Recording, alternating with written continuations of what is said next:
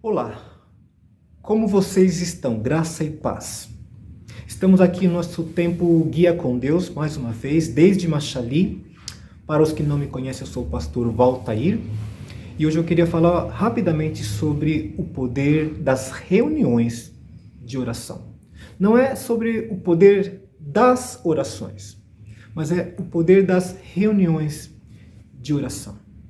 E nós podemos valorizar essas reuniões de oração porque podemos marcar desde os tempos da igreja primitiva que haviam apenas, ou que haviam como base, ou como padrão, dois modelos de reuniões, que era a reunião celebrando a ressurreição de Cristo, primeiro dia da semana, no nosso caso hoje o domingo, e as reuniões de orações, que a igreja primitiva as tinha como sem parar.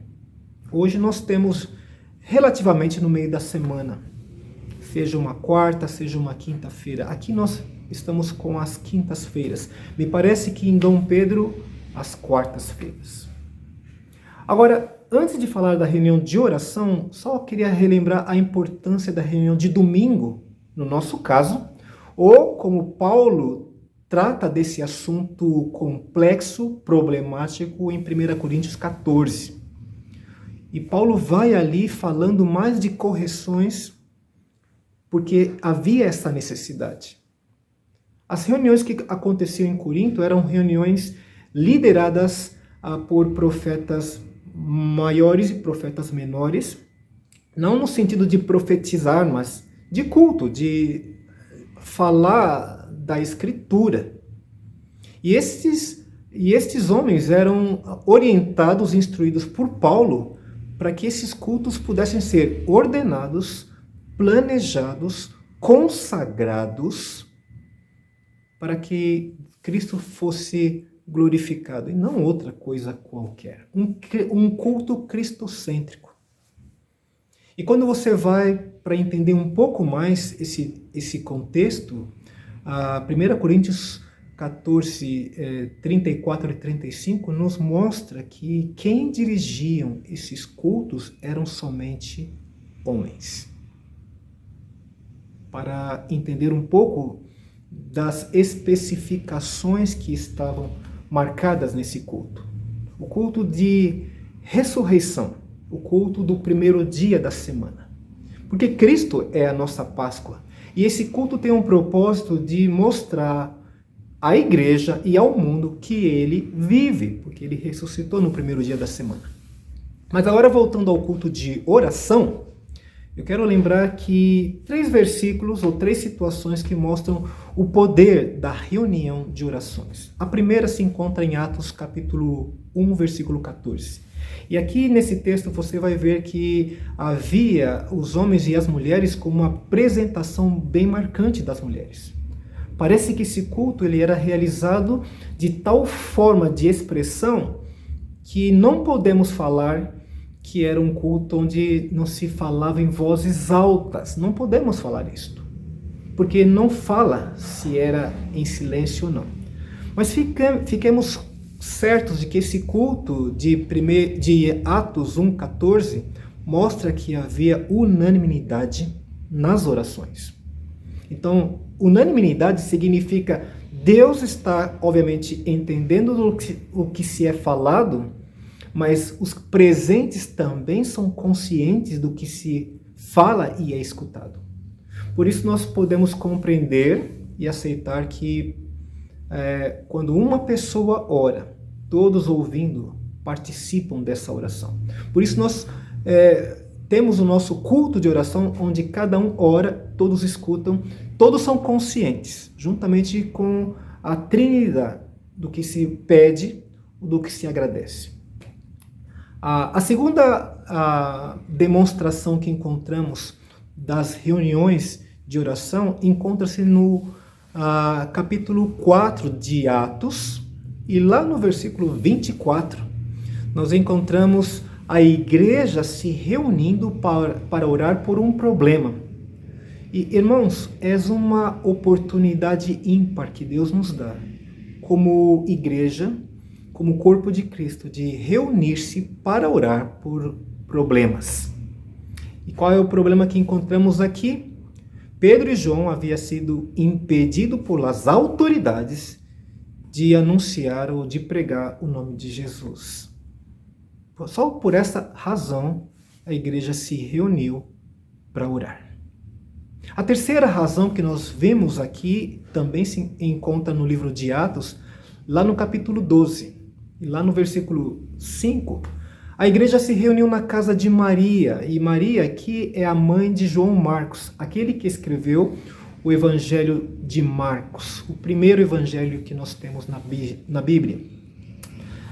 Na ordem que encontramos o segundo evangelho. Mas essa reunião foi marcada por uma outra situação problemática. Pedro estava preso. E preso naqueles dias significava muitas vezes para um judeu sentença de morte, para um romano. Então a igreja se reuniu para que Pedro pudesse ser, segundo a vontade do Senhor, livre. E você sabe qual foi a resposta dessa oração? Leia o texto e o contexto.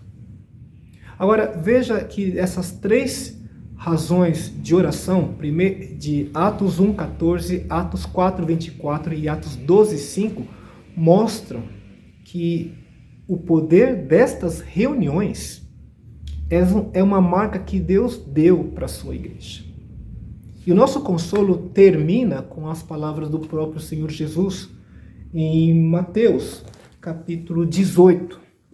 E Mateus, capítulo 18, eu estou abrindo aqui a minha Bíblia, ele vai dizer as seguintes palavras, o Senhor Jesus.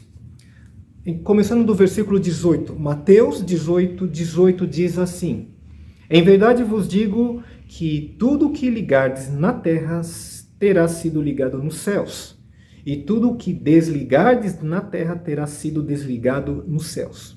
Em verdade, também vos digo que, se dois dentre vós sobre a terra concordarem a respeito de qualquer coisa, porventura pedirem, se-lhe-á concedida por meu Pai, que está nos céus.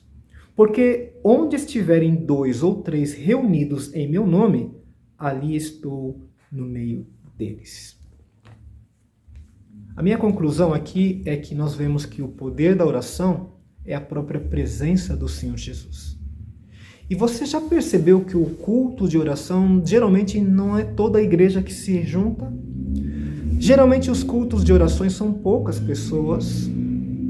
Faz sentido algum para você, como tem feito para mim, quando Jesus fala 2 ou 3 números? 2 ou 3 reunidos em nome dele, ele está ali no meio deles. Faz sentido porque Jesus não falou os 12 reunidos em oração. Faz sentido para você que muitas vezes ele saía sozinho para orar. Faz sentido você saber ou lembrar que quando ele reuniu 3 dos seus mais chegados discípulos, eles dormiram. E parece que não há poder nessas reuniões, muito pelo contrário. O livro de Atos que nós vimos aqui mostra que há poder, ou o poder das reuniões de oração. Participe das reuniões de oração da nossa igreja, da sua igreja. Porque é um poder que Deus mostra claramente aos que participam. Não deixa que, porque poucos participem, você e eu pensemos que não há nada de poder aí. O Senhor se manifesta. O Senhor está presente. Que Deus os abençoe. Que Deus os abençoe.